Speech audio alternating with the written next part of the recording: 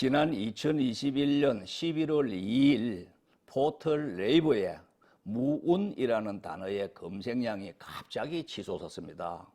무운의 뜻을 알고 싶은 사람들이 대거 몰려왔기 때문이겠지요.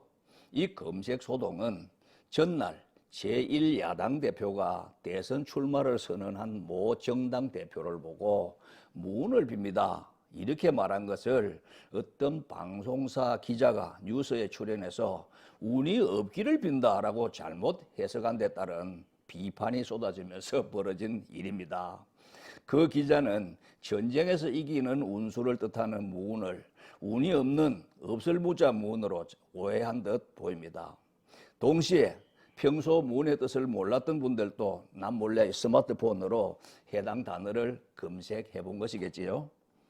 네이버 검색량 통계를 집계하는 업체 키워드 사운드라는 회사가 있는데, 여기에 따르면 그날 무운의 검색량이 15,000건에 달했다고 합니다. 작년 같은 시기 이 말의 검색량이 80여 건 때와 비교해보니 검색량이 200배 가까이 더 뛴 것이라고 분석을 했습니다. 그보다 앞선 지난 10월에도 경기도 국정감사에서 야당의 한 의원이 이 강아지 인형에다가 양가죽을 이렇게 뒤집어 씌워서 책상 위에 올려놓고 대장동 개발 특혜 의혹이 마치 양두구역의 속성을 닮았다, 이렇게 비판했습니다. 그러자 또 이날 네이버의 양두구역 검색량이 평소에 30배 이상 약 8,000건으로 치솟았습니다.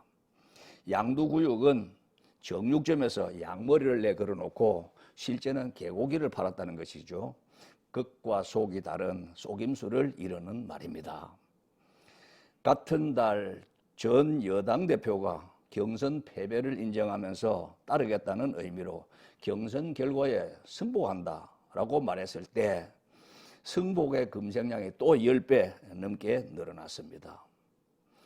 또 2021년 7월 도쿄올림픽에서 여자 양궁 대표팀이 9연패를 했다는 기사의 댓글에 왜 우승했는데 연승이라고 하지 않고 연패라고 하느냐, 이런 질문이 줄을 이었습니다. 연달아 우승하는 연패가 있다는 사실을 몰랐기 때문이겠지요. 국립국어원 조사에 따르면 신문이나 TV에 나오는 말의 의미를 몰라서 곤란했다, 이렇게 답한 시민이 2015년에는 5.6%였는데 작년에는 36.3%로 6배 이상 뛰었다고 합니다. 응답자의 절반가량이 수준 높고 어려운 한자어 때문이다, 이렇게 응답했다고 합니다. 특히 2000년부터 적용한 제7차 교육과정 중에는 한문이 필수 과목에서 빠졌거든요. 그 이후로 그 당시 중학생이었던 현재 20대 청년층이 한자를 모르는 경우가 많습니다. 어떤 대학생이 이런 경험담을 털어놓았습니다. 지난 주말 친구들과 저녁 식사를 하고 계산을 할 적에 한 친구가 돈을 객출하자라고 했더니 순간 정적이 흘렀습니다.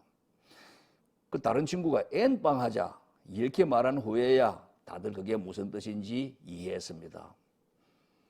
경기도 부천에 사는 어떤 직장인도 황당한 경험담을 이렇게 털어놓았습니다. 회사 상조회 게시판에 누군가 부고를 올렸는데 부고의 고를 옛 고자로 썼거든요. 그게 잘못 썼는데도 아무도 알아채지 못했고 그 후부터 한동안 옛 고자 부고로 잘못 따라서 썼습니다. 나도 똑같이 그래 쓰다가 뭔가 이상한 것 같아서 검색해본 후에 알릴 고자로 고쳐 썼습니다, 이렇게 고백을 합니다. 숙명여대 교육학과 어떤 교수는 이렇게 개탄합니다. 요즘 박사과정 학생들도 한자를 읽을 줄 몰라서 고전 해석에 애를 먹고 있습니다. 학생들에게 시간을 쪼개서라도 한자 공부 좀 하라고 늘 주문하고 있습니다. 표준 국어 대사전에 등록된 명사의 약 80%가 한자로 구성되어 있습니다. 전문가들은 그런데도 신조어나 줄임말, 영어 표현을 좋아하는 시대 흐름 때문에 한자가 계속 밀려나고 있는 추세라고 지적합니다. 광주교대 교육학과의 어떤 교수는 또 이렇게 권고합니다. 우리가 먹을 식이란 글자 하나만 알아도 식량, 식당, 식사, 식기, 식재로 과연 여러 가지 의미를 외우지 않고도 이해할 수 있게 됩니다. 정규 교육 과정에서 1800자 정도 기초 한자만 가르쳐 놓아도 어휘와 문해력에 크게 높임을 가져올 수가 있습니다. 한편 국어의 파괴 수준이 도를 넘었다는 우려도 커지고 있습니다.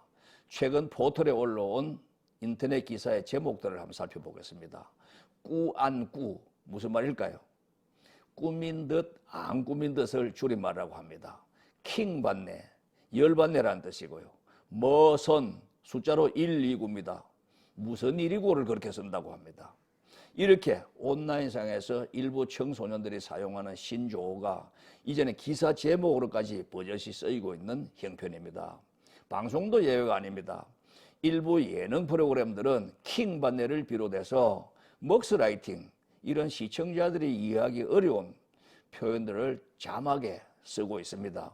먹스라이팅은 먹다라는 동사와 가스라이팅이라고 하는 명사가 조합된 것인데, 다른 사람의 심리를 조작해서 그 사람을 내가 지배하는 행위, 이런 의미라고 합니다. 이 밖에도 어쩌라고 TV나 봐 라는 말을 어쩔 TV라고 한다든지, 대박을 줄여서 박박이라고 쓴다든지, 10대 청소년들이 자꾸 이렇게 만들어내 쓰고 일부 언론 방송을 통해서 정체불명의 이 같은 신조어가 계속 확대 재생산되는 실정입니다. 충남대 국어국문학과 한 교수는 이렇게 진단합니다. 신조어는 자기 또래 세대 내에서는 공감대가 만들어지는 기능을 하는 것이 사실입니다. 그러나 역설적으로 다른 세대와는 소통에서 벽이 될 수 있다는 뜻입니다. 동국대 국어교육과 어떤 교수도 이렇게 진단했습니다. 언어도 시대 흐름에 따라 변하게 마련입니다. 신조어를 반드시 국어 파괴라고까지 규정할 것은 없다 하더라도 최근의 신조어를 보면 외국어가 너무 많아서 염려스럽습니다. 어떻습니까? 우리 모두가 공감하는 지적이라고 봅니다. 고맙습니다.